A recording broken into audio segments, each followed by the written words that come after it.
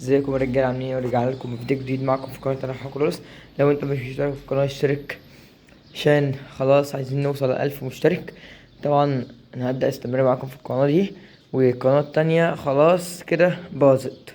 فالحل ان احنا هنشوف لسه هنعمل ايه، ويا رب ادعوا كده ان هي تتفتح. طبعا زي ما انا قلت الفيديو اللي فات ان تم اغلاق الربح وتم اغلاق حاجات تاني، فمشاكل كتير اوي. فان شاء الله نستمر هنا ونحقق حلمنا هنا. طبعا عايزين نوصل الفيديو ده ل500 لايك او اكتر، علشان طبعا الفيديو ينتشر والجمهور بتاعتنا تحبنا اكتر، وجمهور يتفاعل مع القناة الجديدة. طبعا بقى تعالوا نشوف هنعمل ايه مع بعض. بس اول حاجة لازم نطمن على الحمام بتاعنا. طبعا في حاجات مفاجآت حصلت على الحمام، وهنشوف هنعمل بردك، هنعمل عين بس هنخليها في فيديو تاني. طبعا في الفيديو الجاي هنشوف هنعمل ايه مع بعض. طبعا هيكون في نش، وهيكون في حمام نش، وهندشر حمام، وهنشوف هنعمل ايه. فانتظروا الفيديو الجاي. تعالوا يلا ندخل على الفيديو بتاعنا. دول طبعا القص الكريزليات،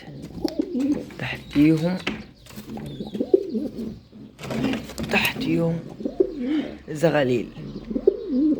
بص بس خد كل بص.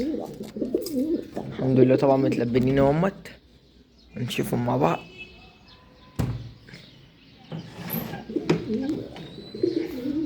اهمت واحد كبير واحد صغير. حل المشكلة سهل، حل المشكلة سهل، انا بعرف احل. فطبعا انا هكلمكم في فيديو لوحديه عن حل مشكلة زغلول كبير وزغلول صغير. هنخليه في فيديو لوحدي تماما. اهمت يا رجالة،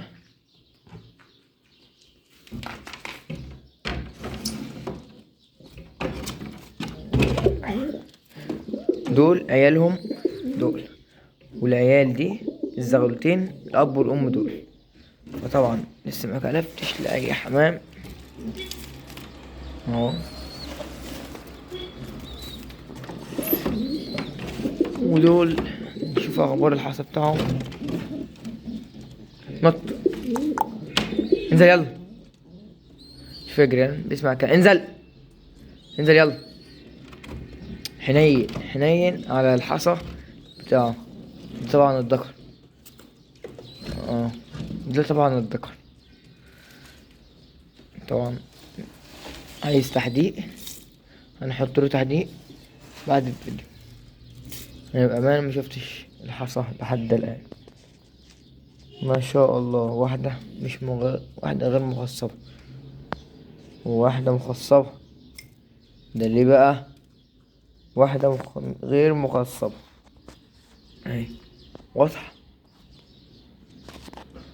غير مخصبة. فهنسيبها له عادي، مش مشكلة، مفيش أي مشكلة. همت برضو، ودول اللي هيتنشوا معانا. بص زغلولتين ما شاء الله عليهم اهو.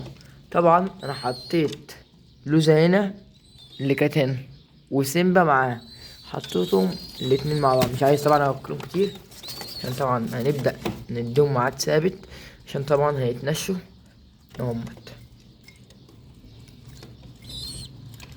فان شاء الله الفيديو الجاي هيكون فيديو جامد جدا جدا. طبعا بقى يا رجالة عايزين نتكلم كده في موضوع اللي هو ايه، ازاي تبدأ تربي حمام عندك. ازاي؟ انت طبعا بتكون مجهز اهم حاجة المكان.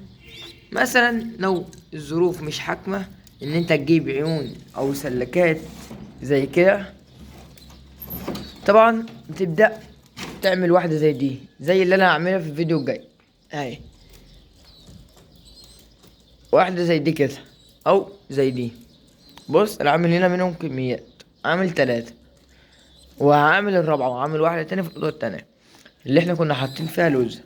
تمام كده يا رجالة؟ تمام.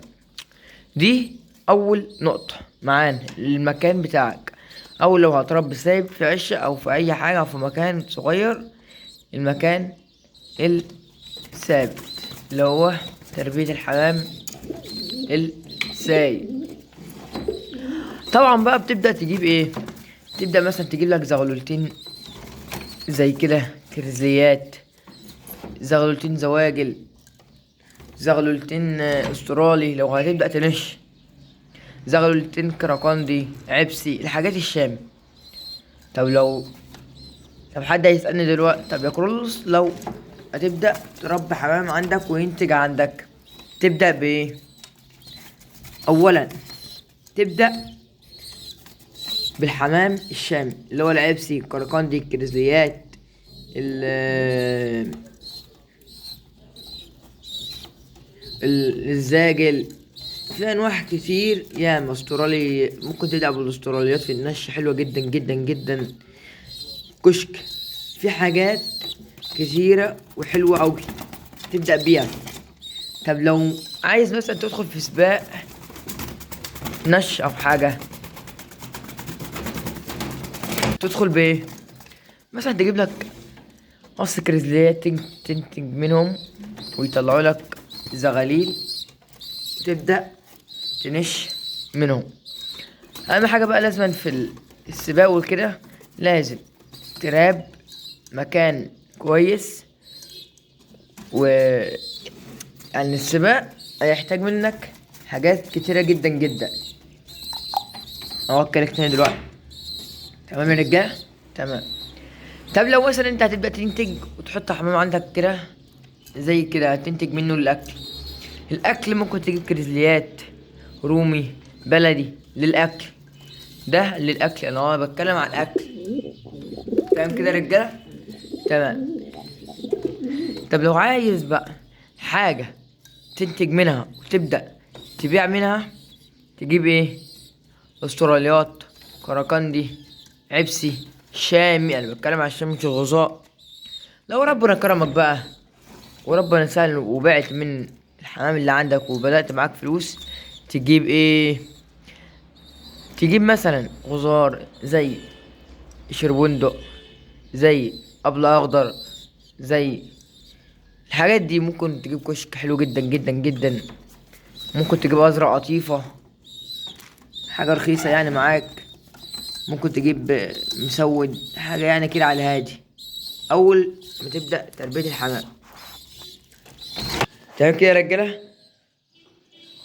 ولو حاجة بقى تحضر منها او تكسب منها، مثال انت عندك قص كبير، يعني مش كبير اقصد، يعني قص حلو جدا جدا وغالي اوي اوي اوي، وعايز تفرخ منه وتبيع منه، تجيب ايه؟ تجيب لك مثلا قص شروندو على قص قبل اخضر على قص مثلا لو ربنا كرمك صوافة قبل بنفسجي زي اللي عندنا، زي اللي كان عندنا.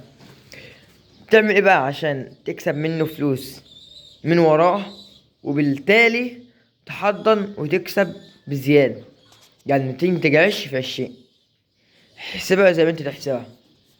ازاي؟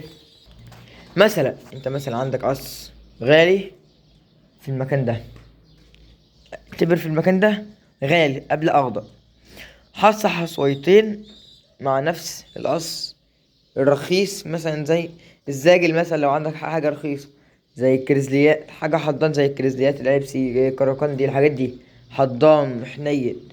كريزليات آه مثلا باكستاني، الحاجات دي. اهم حاجة بقى في الحصى اللي هي الحضان، مثلا ده يكون بايض محص مع ده في نفس اليوم، او معاك لمدة 3 ايام. لو حصل ده دلوقتي النهاردة مثلا الحد او النهاردة، بعد 3 ايام ممكن تحضر حص، اخرك 3 ايام، من 3 ايام ل5 ايام بالكتير. بعد كده ما ينفعش تحص يا ويلي بقول ايه، يعني ما ينفعش تحضر حص، هيبوظ منك حرام. خلي بالك نقطة، معلومة يعني، ان الحمام بيبقى ذكي جدا جدا جدا، بيبقى عارف الميعاد اللي هو بيض فيه، الميعاد وكل حاجة، بيبقى ذكي جدا جدا. تمام كده يا رجالة؟ تمام. لو وصلت معانا لحد الآن، لايك، اشتراك في القناة، كومنت حلو. تمام كده يا رجالة؟ تمام. طبعا احنا عرفنا ازاي تبدأ تربي حمام حلو، وازاي تبدأ. النش ده خليه في فيديو لوحديه، هيكون جامد جدا جدا. في الفيديو جاي هنعمل سلسلة ازاي تبدأ تنش حمام حلو جدا جدا جدا، علشان يبقى في الجو يبقى حلو. تمام كده يا رجالة؟ تمام. طبعا بقى لسه، طبعا الحمام لسه ما وكلش الزغاليل بتاعته. الزغاليل طبعا معلومة تاني، الزغاليل اللي انت بتوكلها توكلها مرتين في اليوم. وتوكلتها الصبح، توكلها امتى تاني يا معلم؟ توكلها الظهر، مش الظهر، على المغرب كده. طبعا دول ما بياكلوش غير، نعم، اللي هو الذرة العويجف، وده ما بياكلوش غير الخشن. فحطيت لهم ده مع جناح، كلوا براحتكم. اقول لكم عشان طبعا عشان ما نكترش لبكره، عشان الفيديو الجاي، عشان نديهم ميعاد ثابت على طول. اه كام كده يا رجاله؟ بس دول بيعملوا ايه؟ بتعملوا ايه؟